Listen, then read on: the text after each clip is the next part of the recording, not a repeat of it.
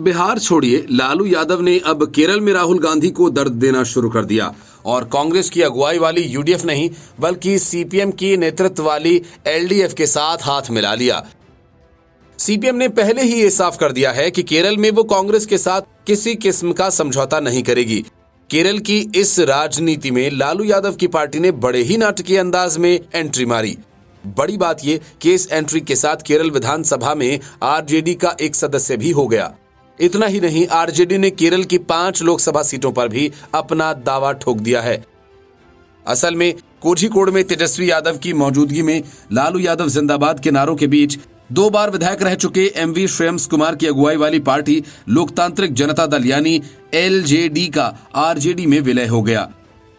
RJD में LJD के विलय से लालू की पार्टी को केरल विधानसभा में एक विधायक केपी मोहन भी मिल गए हैं, जो एलजेडी के एमएलए हैं और पहले मंत्री भी रह चुके हैं।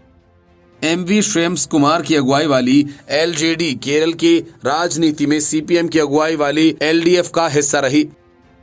जेडीयू से निकलने के बाद शरद यादव ने 2018 में एलजेडी की स्थापना की थी और 2022 में राष्ट्रीय स्तर पर इसका विलय लालू की राजद के साथ कर दिया गया था।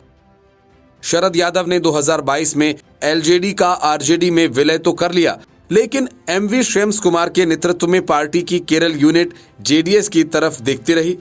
अब जब एचडी देवेगौड़ा और एचडी कुमारस्वामी की जेडीएस ने बीजेपी का हाथ पकड़ लिया है, तो एलजेडी ने आरजेडी के साथ विलय कर लिया।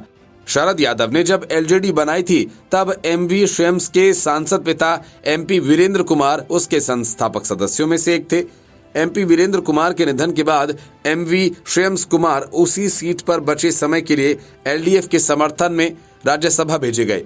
एमवी श्रेयस कुमार केरल के प्रमुख समाचार पत्र मातृभूमि के मालिक भी हैं।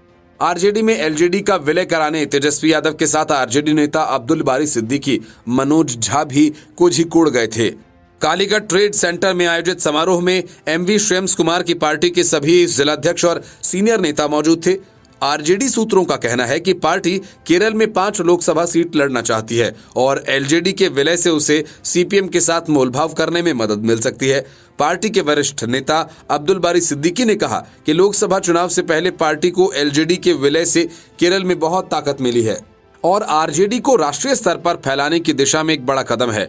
डिप्टी सीएम तेजस्वी यादव ने कहा, आरजेडी के विधायक अब बिहार, झारखंड के साथ ही केरल में भी हो गए हैं, जो देश में पार्टी के विस्तार का संकेत है। आरजेडी को 2008 में राष्ट्रीय पार्टी का दर्जा मिला था, जब बिहार और झारखंड के बाहर मणिपुर और नागालैंड में उसे राज्य पार्टी का दर्जा मिल गया था। मणिपुर में 2007 के चुनाव में आरजेडी ने 6% से ज्यादा वोट के साथ 3 सीटें जीती थीं। नागालैंड में 2008 के चुनाव में उसे 6% से ज्यादा वोट मिले थे, लेकिन वो कोई सीट जीत नहीं सकी थी। लेकिन चुनाव आयोग के नियमों के तहत 2010 में उसका राष्ट्रीय पार्टी का दर्जा छिन गया।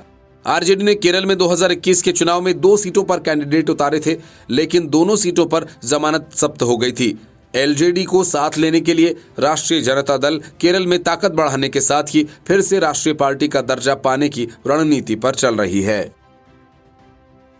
Bureau report, news of India.